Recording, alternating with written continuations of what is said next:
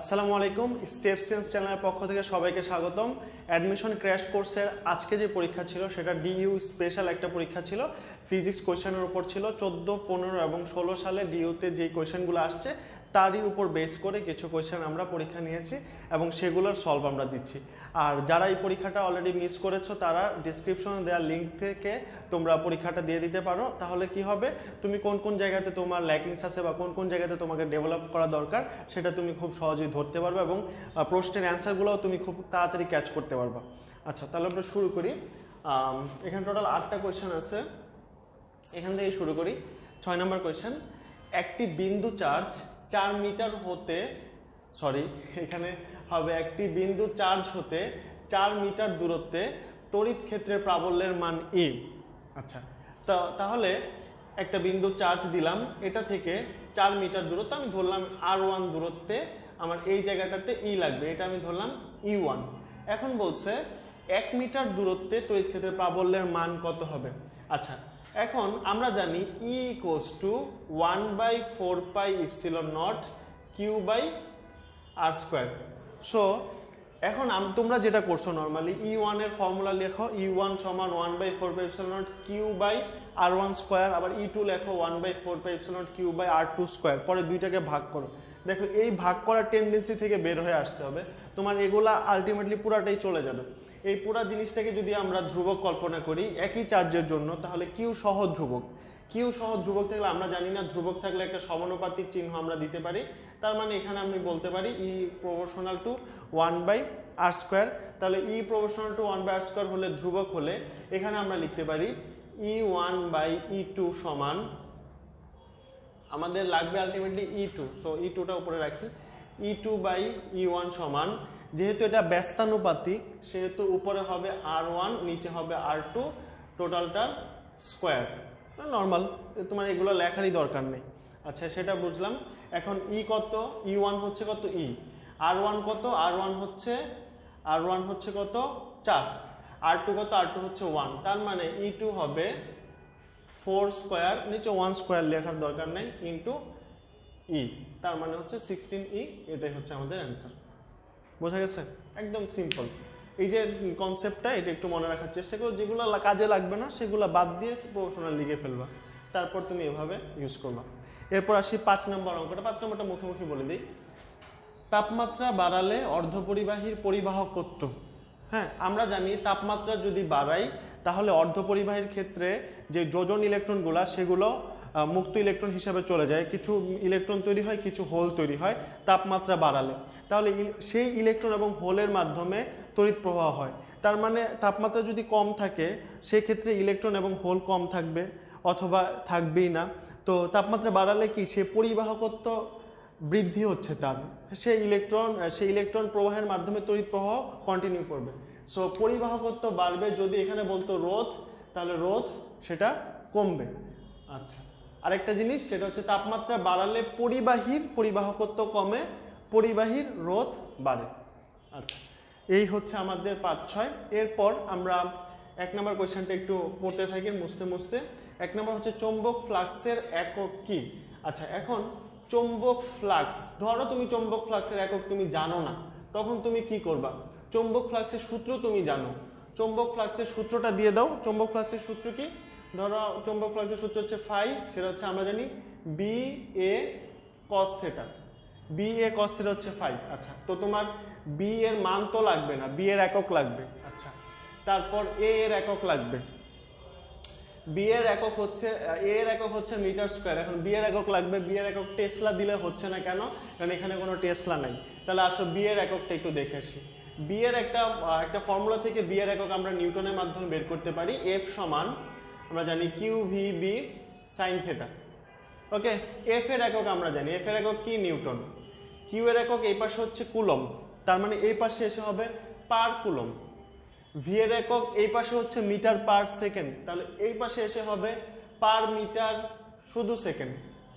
তাহলে এই জিনিসটা যদি এখন আমি এইখানে নিয়ে যাই তাহলে কি হচ্ছে, newton per coulomb per metre second metre square, তারপরে newton metre second per coulomb, এটার মতো করে আমি সাজিয়ে লিখেছি।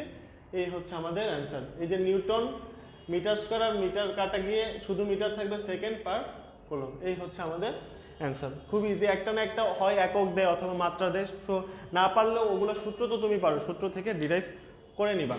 2 নম্বর অঙ্কটা দেখো। 2 নম্বর অঙ্কটা হচ্ছে একটি প্রক্ষেপককে আনুভূমিকের সাথে 30 ডিগ্রি কোণে 3 মিটার পার সেকেন্ড বেগে প্রক্ষেপ করা হলো। তাহলে এটা হচ্ছে ভূমি, এটার সাথে 30 ডিগ্রি কোণে 3 মিটার পার সেকেন্ড বেগে নিক্ষেপ করলাম। সো এটা ধরো এভাবে এসে এভাবে এখানে পড়লো। এখন বলছে সর্বোচ্চ উচ্চতায় এই যে এই জায়গাটাতে উলম্ব বেগ কত হবে। আচ্ছা, এই বেগটার দুইটা উপাংশে ভাগ হবে, একটা ওকে সামনে নিয়ে যাবে আর একটা হচ্ছে উপরের দিকে নেওয়ার চেষ্টা করবে। কিন্তু যেই ভিলেন আছে আমাদের অভিকর্ষ ত্বরণ তাকে বেশি উপরে উঠতে দিবে না। যেহেতু অভিকর্ষ ত্বরণ তাকে বেশি উপরে উঠতে দিবে না, এই যে মান নিয়ে সে শুরু করবে, সর্বোচ্চ উচ্চতায়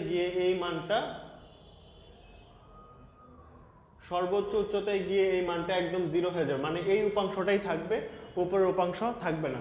আচ্ছা, আমি যদি আরেকটু বলি, এই জায়গাটাতে যদি আমি চিন্তা করি, আমার এই উপাংশটা কমে গেছে, মানে এখান থেকে ধরো তোমার 10 দিয়ে শুরু হয়েছে, 10 তো না, 3 এর ক্ষেত্রে 10 হবে না, ধরো 3 এর ক্ষেত্রে এদিকে আমরা পেলাম, আচ্ছা আমি মান দিয়ে দেখাই, এদিকে হচ্ছে 3 cos 30, 3 cos 30 মানে কত, 3 cos 30 মানে হচ্ছে 3√3/2, আর 3 এখানে হবে sin 30, 3 sin 30 মান কত, 3 sin 30, এটা হবে 3/2, সো 1.5, মানে এখানে 1.5 নিয়ে শুরু করছে, কিন্তু হারামজাদা অভিকর্ষ ত্বরণ তাকে 1.5 কে আস্তে আস্তে কমাবে, v = u - gt, আস্তে আস্তে কমাবে সময়ের সাথে সাথে, 1.5 থেকে 1.4, 1.3, 1.2, 1.1.9 এরকম করে হতে হতে এই জায়গাতে এসে vy এর মান 0 হয়ে যাবে, আর সে পারবে না। তারপর vy এর মান 0 হবে, তারপর উপরের দিকে তো যাবেই না, উল্টা নিচে নামা শুরু করবে, আর এই জায়গাতে যেটা ছিল সেটাই থাকবে, 3√3/2, ঠিক আছে। তার মানে উলম্ব বেগ কত হবে, উলম্ব বেগের উপাংশ বা উলম্ব বেগ হবে 0। যদি বলতো আনুভূমিক বেগ কত, তখন তোমাকে আগেরটাই লিখে দেওয়া লাগতো 3√3/2, আর যদি বলতো নর্মাল বেগ কত, নর্মাল বেগটাও এটাই হবে, কারণ উলম্ব বেগ নাই। এই হচ্ছে আমাদের 2 নম্বর কোয়েশ্চেন। তাহলে এটাকে আমি আবার একটু যদি রিপিট করি 10 সেকেন্ডে, প্রক্ষেপককে এখান থেকে আমি ভূমির সাথে 30 ডিগ্রি কোণে 3 মিটার পার সেকেন্ড বেগে শূন্যে নিক্ষেপ করেছি, করার পর এটার দুইটা উপাংশে ভাগ হয়ে যায়, যেটা সামনের দিকে যায় আনুভূমিক সেটা কখনো চেঞ্জ হয় না, কিন্তু যেটা উলম্ব উপাংশ সেটা চেঞ্জ হয়ে যায়, অভিকর্ষ স্তর নিচের দিকে যেহেতু ক্রিয়া করে, আর সেটা যত দিয়ে শুরু করে আস্তে আস্তে 0 হয়, তারপর আবার নিচের দিকে নামা শুরু করে। সো কোথায় গিয়ে 0 হয়, সর্বোচ্চ উচ্চতায়। যদি এটার মান আরও কিছু থাকতো, সে তো এখানে থাকতো না, আরেকটু উপরে উঠতো, সো সর্বোচ্চ উচ্চতায় ভিউ এর মান 0। এরপর আসো 3 নম্বর অঙ্ক। 3 নম্বর অঙ্কটা হচ্ছে 13.26 ইলেকট্রন ভোল্ট ফোটনের কম্পাঙ্ক হলো। আচ্ছা, যেহেতু ইলেকট্রন ভোল্ট দেয়া আছে, ইলেকট্রন ভোল্ট থেকে আমরা যেটা করব, এটার শক্তি হিসাবে মান জুলে নিয়ে আসব। তো 13.26 এই ইলেকট্রন ভোল্ট থেকে যদি আমি জুলে নিয়ে যেতে চাই, তাহলে ইলেকট্রনের আধানের মান দিয়ে এটাকে গুণ করতে হবে। তার মানে 13.26 × 1.6 × 10⁻⁻19, তখন এটা হয়ে যাবে জুল, ঠিক আছে। আচ্ছা, এটা হয়ে গেল। এখন এই যে শক্তি, এই শক্তি থেকে ফোটনের, এটা হচ্ছে শক্তি, ফোটনের কম্পাঙ্ক বের করতে হবে। তো ই এর সূত্র কি জানি আমরা, hf। আচ্ছা, এখন ই এর মানটা দেয়া আছে 13.26, আচ্ছা মানটা আমরা পরে বসাই, আমাদের এফ লাগবে, এফ হচ্ছে E/h। এখন ই এর মান কত, 13.26 × 1.6 × 10⁻⁻19, আর এইচ এর মান কত, 6.63 × 10⁻34। ওকে, আচ্ছা এখন এটা দেখে মনে হচ্ছে আজ এই কত বড় ক্যালকুলেশন, কিভাবে কি করব, একটু আস্তে আস্তে করো, কোনো সমস্যা নেই। 10⁻34, 10⁻19, এটা হয়ে যাবে 10⁻15। এরপর আসো, এটাকে তুমি 2 দিয়ে গুণ করার চেষ্টা করো, 2 দিয়ে গুণ করলে 6 × 12, এখানে হচ্ছে 2 দিয়ে গুণ করলে 1 পয়েন্ট সামথিং, মানে হচ্ছে এটা 13.26 হবে। সো এটা কাটা দিয়ে দাও 2, তার মানে 2 × 1.6 মানে হচ্ছে কত, 2 × 1.6 কত হবে, 3.2 × 10⁻15, 3.2 × 10⁻15 আছে, হ্যাঁ এই হচ্ছে আমাদের অ্যান্সার 3 নাম্বার। ঠিক আছে, একদম নর্মাল। এখন অনেক সময় কোয়েশ্চেন করতে পারে ফোটনের তরঙ্গ দৈর্ঘ্য কত। যদি তরঙ্গ দৈর্ঘ্য বলে তখন এফ সমান তো তুমি বের করছো, তারপর আমরা জানি সি সমান এফ ল্যামডা, সুতরাং ল্যামডা সমান সি বাই এফ। সি এর মান বসিয়ে দিবা 3 × 10⁸, আর এফ এর মান যেটা আসছে সেটা বসিয়ে দিবা, তাহলে হয়ে যাবে। এরপর আসো 4 নাম্বার কোয়েশ্চেন। বলছে যদি 60 কেজি ওজনের একটি লোক 5 মিটার দৈর্ঘ্যের একটি দোলনায় 3 মিটার বিস্তারে দুলতে থাকে, ধরলাম একটা দোলনা, এটা হচ্ছে দোলনা।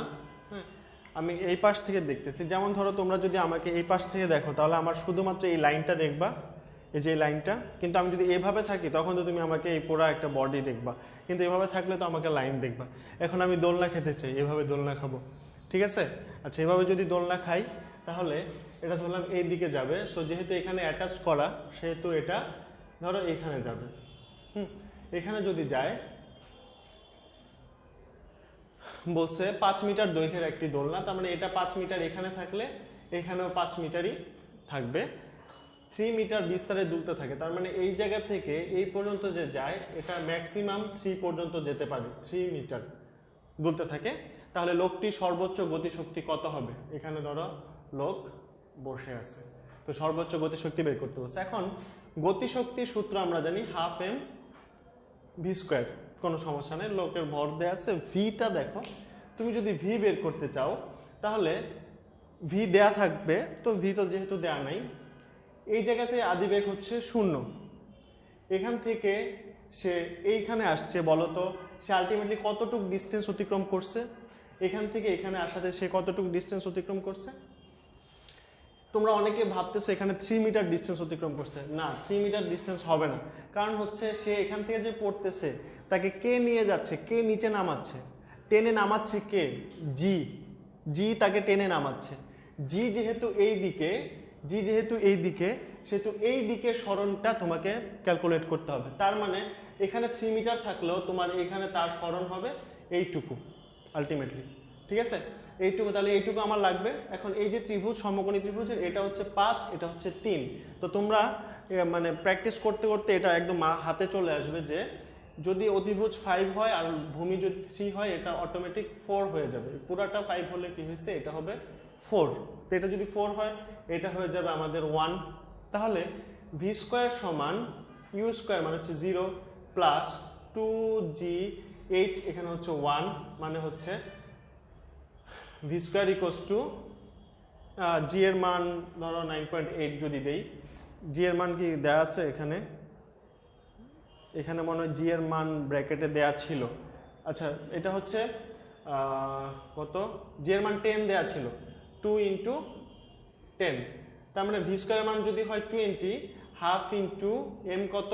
m হচ্ছে 60 আর হচ্ছে 20, সো 10 কাটা 600, এটা হচ্ছে অ্যান্সার।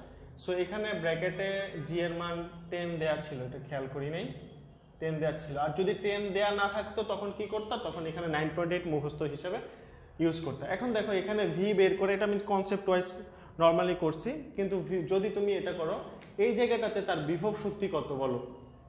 এই জায়গাটাতে তার বিভব শক্তি কত? বিভব শক্তি হচ্ছে mgh। এই বিভব শক্তিটা একদম এই জায়গাটাতে এসে টোটাল গতিশক্তিতে রূপান্তরিত হবে। সো সেই গতিশক্তির মানটাই আমাদের বের করতে বলছে, বিভব শক্তিটাই গতিশক্তির সঞ্চার করবে। সো এম এর মান জানি 60, জি এর মান জানি 10, এইচ এর মান কত? সে কতটুকু ধাপাস করে নিচে নামছে? সে 1 নামছে নিচে, তো 600 জুল। সো তুমি এভাবেও করতে পারো, এভাবেও করতে পারো। এভাবে করলে মনে হয় বেশি ইজি হয়। শক্তির যে রূপান্তর সেটা যদি তুমি ধরতে পারো, যান্ত্রিক শক্তি রূপান্তর, গতিশক্তি কিভাবে হচ্ছে, কাজ কিভাবে হচ্ছে, তারপর বিভব শক্তি কিভাবে ট্রান্সফার হচ্ছে, এগুলো বুঝতে পারলে মোটামুটি এই চ্যাপ্টার অঙ্ক সহজ। আচ্ছা, 4 নাম্বার গেল। এরপর 5, 6 তো আগে দেখালাম। 7 নাম্বারটা দেখো, বলছে 10,000 কেজি জ্বালানি সহ রকেটের ভর 15,000 কেজি 200 কেজি পার সেকেন্ড হারে পুরে রকেটের সাপেক্ষে 2000 মিটার পার সেকেন্ড বেগে নির্গত হয় কে? জ্বালানি। তাহলে রকেটের ধাক্কা কত? আচ্ছা, এখন একটা রকেটের পিছন দিয়ে যদি জ্বালানি পড়ে তাহলে সেই জ্বালানিটা নিচে যে প্রেসারটা যায়, ধাক্কাটা দেয়, সেই ধাক্কাটাই পরে রকেটকে উপরের দিকে নিয়ে যায়। হ্যাঁ, তো উপরের দিকে যদি নিয়ে যায়, যে ধাক্কাটা পাবে সেই ধাক্কাটা কিসের জন্য হচ্ছে? জ্বালানির জন্য। আচ্ছা, এখন আমরা জানি প্রযুক্ত বল বা যে ধাক্কা সেটা হচ্ছে ভরবেগের পরিবর্তনের হারের সমানুপাতিক। ভরবেগের নিউটনের সূত্র থেকে আমরা জানি ভরবেগের পরিবর্তনের হারের সমানুপাতিক। আচ্ছা, আর এখানে সমানুপাতিক একটা ধ্রুবক আসতো কে, এর মান 1, সেটা পরীক্ষামূলক সত্য। সো এখানে F সমান dp/dt।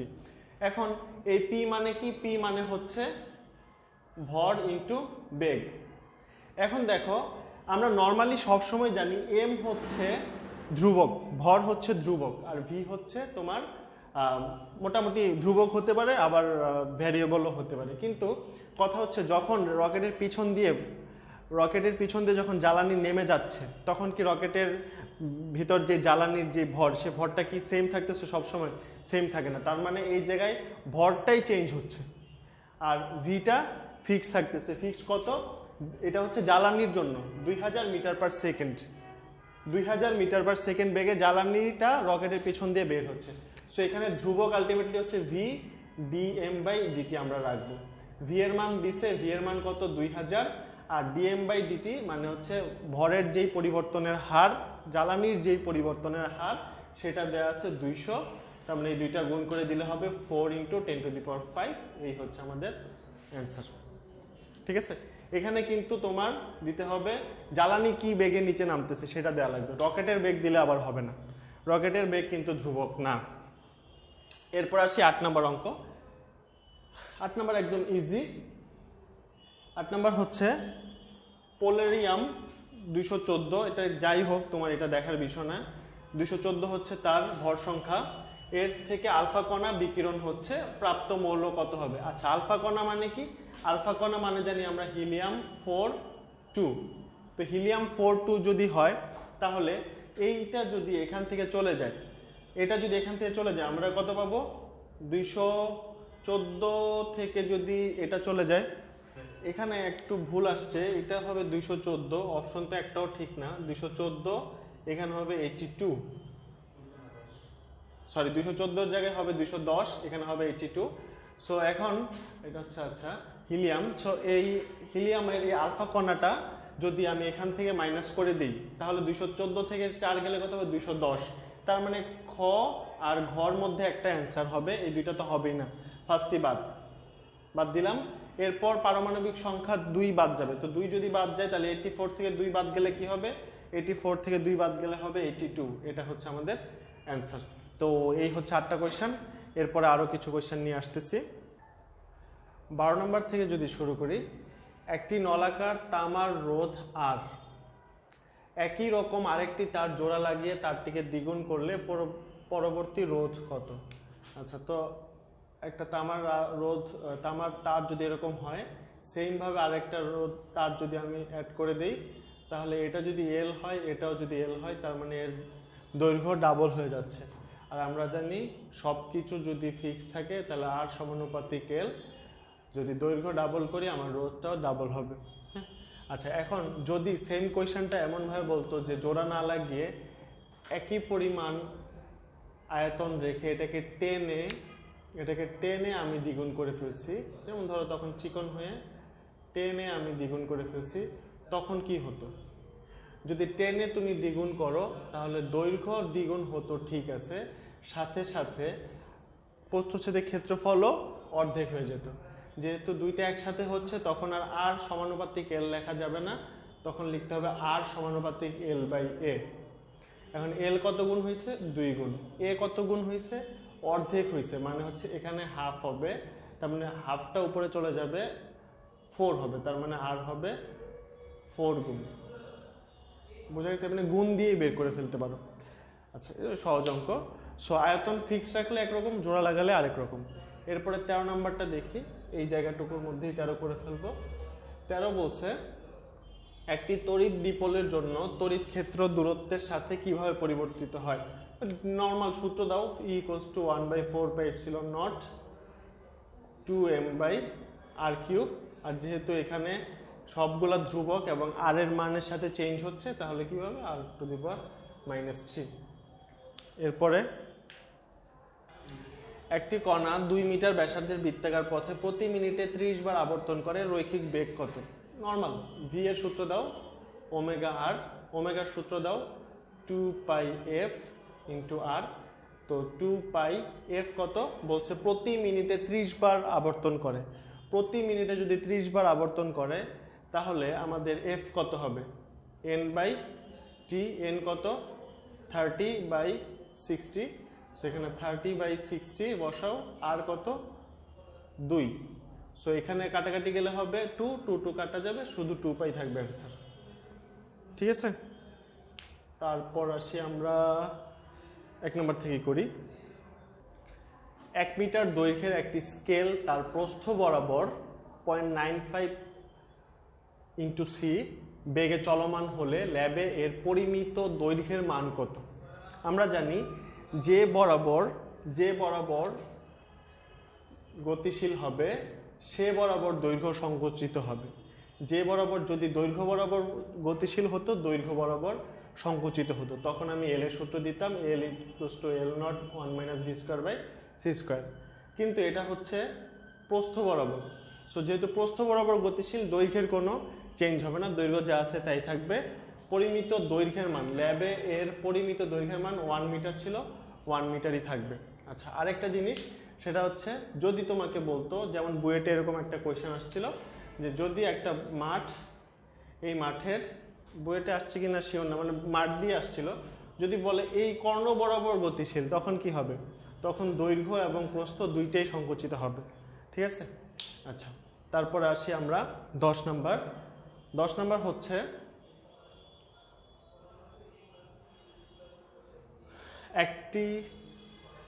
একটি মাধ্যমে 600 হার্জ এবং 300 হার্জ কম্পাঙ্কের দুটি শব্দ তরঙ্গের তরঙ্গ দৈর্ঘ্যের পার্থক্য 1 মিটার। সো ওই মাধ্যমে শব্দের বেগ কত? আচ্ছা, তাহলে দেখো তোমার এখানে এফ দেয়া আছে এবং ল্যামডার পার্থক্য দেয়া আছে। তাহলে একটা যদি ল্যামডা হয় আর একটাকে আমি ধরে নিতে পারি না λ+1 তরঙ্গ দৈর্ঘ্য, অথবা λ-1 ধরতে পারো, কোনো সমস্যা নেই। তো এখন বলছে শব্দের বেগ, মাধ্যম যেহেতু ফিক্সড, একই মাধ্যমে শব্দের বেগ সেম থাকবে, v = f λ। যদি f চেঞ্জ হয় ল্যামডাও চেঞ্জ হবে, গুণফল v সেম থাকবে। যদি ল্যামডা চেঞ্জ হয় f চেঞ্জ হয়ে গুণফল v সেম থাকবে। তার মানে v সমান আমি লিখতে পারি f, আচ্ছা আমি ডিরেক্ট লিখি, v সমান লিখতে পারি 600 ল্যামডা, আবার এটাকে লিখতে পারি 300 λ+1। আচ্ছা, তাহলে এই দুইটা যদি আমি ক্যালকুলেশন করি, 600 ল্যামডা, 300 ল্যামডা প্লাস 300 ল্যামডা এই পাশে আসছে 300 ল্যামডা মাইনাস হয়ে, আর এদিকে শুধু থেকে যায় 300। সুতরাং ল্যামডার মান কত? ল্যামডার মান হচ্ছে 1। সো ল্যামডার মান কি চাইছে তোমাদের কাছে? শব্দের বেগ চাইছে। তো এখানে ল্যামডা বসাও, ল্যামডার মান 1 বসালে কত হবে? 600। এখানে বসাও 2 600, একই কথা। তার মানে আমাদের v হবে 600 মিটার/সেকেন্ড। এরপরে আসো 11 নাম্বার। সো 11 নাম্বার বলছে সমান ভর বিশিষ্ট 3টি খণ্ড খণ্ড, তাহলে আমরা 3টা খণ্ড আঁকি, একটা খণ্ড, 2টা খণ্ড, 3টা খণ্ড, সমান ভর।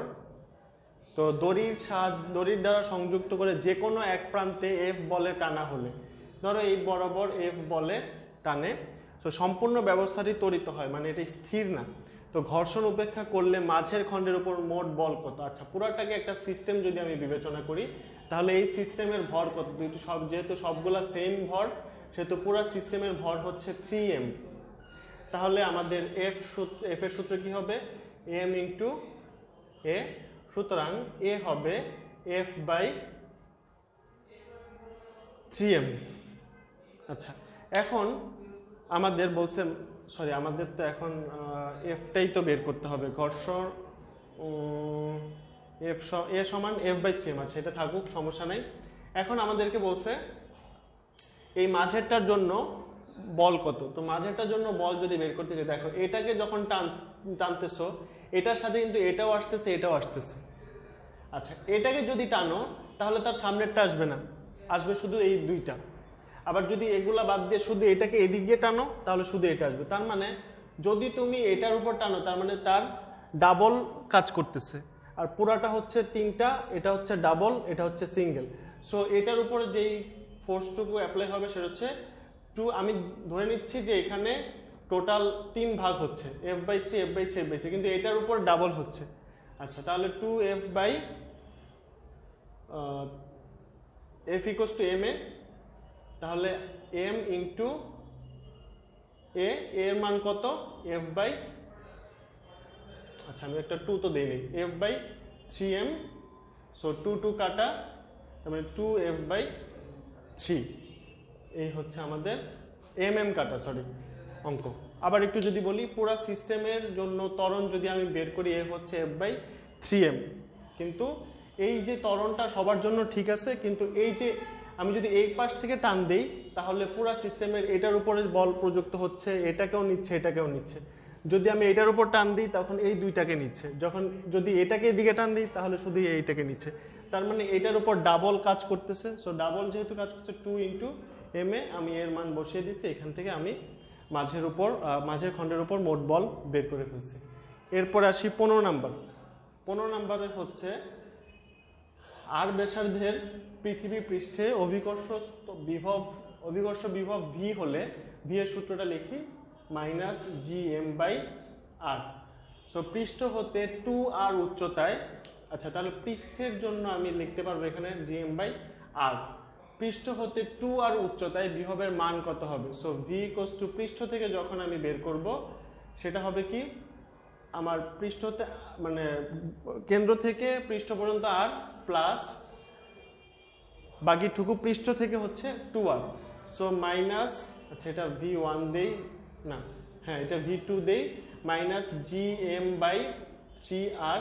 gm/r কত? gm/r হচ্ছে v, তার মানে v/3। সে ক অ্যান্সার, একদম ডিরেক্ট ফর্মুলার ম্যাথ এগুলা। আচ্ছা 16 নম্বর অঙ্ক দেখো, বলছে পানিতে আলোর বেগ কত? এখন আমরা জানি আলোর বেগের সাথে প্রতিসরাঙ্কের একটা সম্পর্ক আছে। আচ্ছা এখন প্রতিসরাঙ্ক তো তোমার দেয়া নেই। সো প্রতিসরাঙ্ক যদি দেয়া না থাকে তাহলে তুমি কিভাবে বের করবা? তুমি বের করতে পারো অঙ্ক দিয়ে, সমস্যা নেই। পানির জন্য প্রতিসরাঙ্ক মনে রাখতে হবে 4/3, আর গ্লাসের জন্য মনে রাখতে হবে কত জানি ছিল, আমার নিজেরই ভুলে গেছি আমি।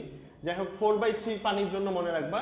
সো পানির জন্য 4/3 হলে সেখান থেকে তুমি সূত্র দিয়ে করতে পারো, অথবা আরেকটা জিনিস খেয়াল করো, আমরা জানি ঘন মাধ্যমে আলো স্লো যায়। তাহলে আলো যদি স্লো যায়, তোমার নর্মালি আমরা বায়ু মাধ্যমে কত জানি 3 × 10⁸, তাহলে 3 × 10⁸ তো হবে না, তার চেয়ে স্লো যায়। দেখো 4টা অপশনের মধ্যে স্লো হচ্ছে 2.25, তো শেষ, নর্মাল জিনিস, ঠিক আছে। আচ্ছা তারপর দেখো 17 নাম্বার হচ্ছে 220 ভোল্ট শক্তির উৎস দ্বারা একটি বাতির মধ্য দিয়ে 0.3 অ্যাম্পিয়ার বিদ্যুৎ দৈনিক গড়ে 2 ঘন্টা করে প্রবাহিত করা হলো। আচ্ছা আমাদের ভি হচ্ছে 220 ভোল্ট আর আই হচ্ছে 0.3 অ্যাম্পিয়ার। তাহলে টোটাল আমার যে পি হচ্ছে কি ভিআই। ওকে, এখন আমার সেটা 2 ঘন্টা ধরে প্রবাহিত হচ্ছে প্রতিদিন, 2 ঘন্টা ধরে প্রবাহিত হলে, আচ্ছা এটা হচ্ছে আমার ওয়াট আসবে অ্যান্সার, কিন্তু এটাকে যদি আমি 1000 দিয়ে ভাগ করে দিই সেটা আসবে কিলোওয়াট। তো আমাদের যেই ইউনিটের ফর্মুলা সেটা আমরা জানি কিলোওয়াট আওয়ার। সো এটার সাথে এখন আওয়ার গুণ করতে হবে, VI/1000 T চলে আসবে কিলোওয়াট আওয়ার। এটা হচ্ছে একদিনের জন্য। যদি আমি কতদিন চালাবো, এপ্রিল মাসের বিদ্যুৎ বিল, তার মানে আমাকে এটার সাথে আবার 30 ডেজ গুণ করতে হবে। এরপর প্রতি একটা এটার জন্য ইউনিট আসবে, প্রতি ইউনিটের জন্য 10 টাকা করে খরচ। সো এটা হচ্ছে আমাদের অ্যান্সার। এখন ভি এর মান যদি বসাই 220, 0.3, টি কত 2, 30, 10 /1000। আচ্ছা এখন এই 10 আর 0.3 আমরা কাটা দিয়ে এরকম রাখতে পারি। আচ্ছা এরপর এই 0 কাটতে পারি, এই 0 কাটতে পারি, 3, 3, এখানে 2 আর 22 কত হবে? 2 আর 22 হবে 44 ইন্টু 3 3 9 ডিভাইড বাই 10, তাহলে কত হবে? 4 নং 36 39.6।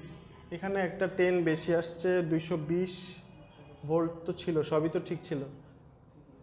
নিচে 4 নং 36, হ্যাঁ এখানে আসছে 396, সো এটাকে 10 দিয়ে ভাগ করলে সেটা হবে 39.6। এটা হচ্ছে আমাদের অ্যান্সার। সো তোমাদেরকে যদি জটিল ক্যালকুলেশন দেয় এভাবে ভেঙে ভেঙে তোমরা একটু ঠান্ডা মাথায় করে নিবা। আচ্ছা, এই হচ্ছে আমাদের 17 পর্যন্ত, আর 3টা ম্যাথ আছে, 3টা ম্যাথ করেই আজকে ছুটি। কোন স্থানে টি স্কোয়ার বনাম এল এর লেখচিত্রের ঢাল এত। আচ্ছা, তো আমি যদি লেখচিত্রটা আঁকি, এদিকে হচ্ছে টি স্কোয়ার, এদিকে হচ্ছে এল, তাহলে ঢাল কত হবে? ঢাল হচ্ছে কোটি বাই ভুজ, মানে হচ্ছে T square by L. So T square by L এর মান কত? 2 পাই স্কোয়ার বাই 5। তো বলছো ওই স্থানে অভিকর্ষ ত্বরণের মান কত হবে? আচ্ছা, আমরা নর্মালি যেটা জানি টি সমান 2 pi root over L by G, square করে দিলে T square by 4 pi square সমান না, T square equals to 4 pi square L by G. এখন এই এলটাকে এই পাশে নিয়ে আসলেই তো আমার টি স্কোয়ার বাই এল চলে আসে, মানে হচ্ছে ঢাল সমান হচ্ছে 4 pi square by G. T square by L কত? 4 pi square by G. So 4 pi square by G সমান 2 পাই স্কোয়ার বাই 5। সো দেখো পাই স্কোয়ার কাটা, 4 2 কাটা, এখানে 2 হবে, 5 দুগুণে 10। অ্যান্সার হচ্ছে এটা, একদম সিম্পল। এরপর আসি 19 নম্বর অঙ্ক। বলছে কোনো ব্যক্তি 30 ডিগ্রি ঢালের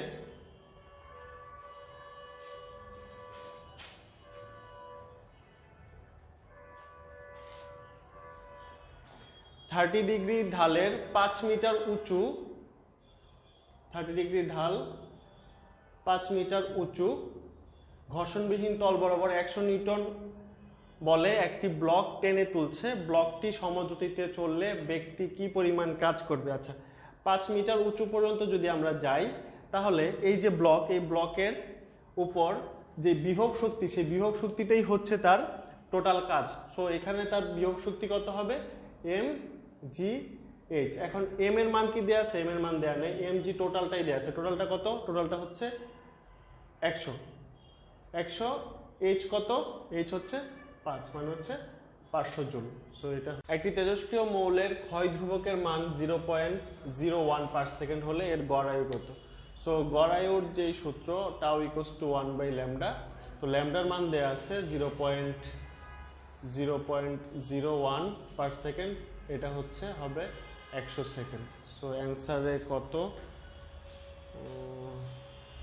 অ্যান্সারে একটু ঝামেলা আছে, অ্যান্সারে যে কোনো একটা দিয়ে দিই, এটা দিয়ে দিই 100 সেকেন্ড। তো এটা হচ্ছে আমাদের অ্যান্সার। তো মোটামুটি ঢাকা ভার্সিটির যে কোয়েশনগুলো ছিল ওগুলোর মধ্যে ফিজিক্স এবং ম্যাথ এগুলো আমি একটু প্র্যাকটিস করানোর চেষ্টা করেছি টোটাল 4টা পোর্শনে। সো তোমরা আশা করি তোমরা খুবই উপকৃত হয়েছ। এখন আমি যেটা করব, নেক্সট স্টেপে আমি বুয়েটের কিছু কোয়েশন সলভ করব। সো ওগুলোর আমন্ত্রণ জানিয়ে এখানেই শেষ করব।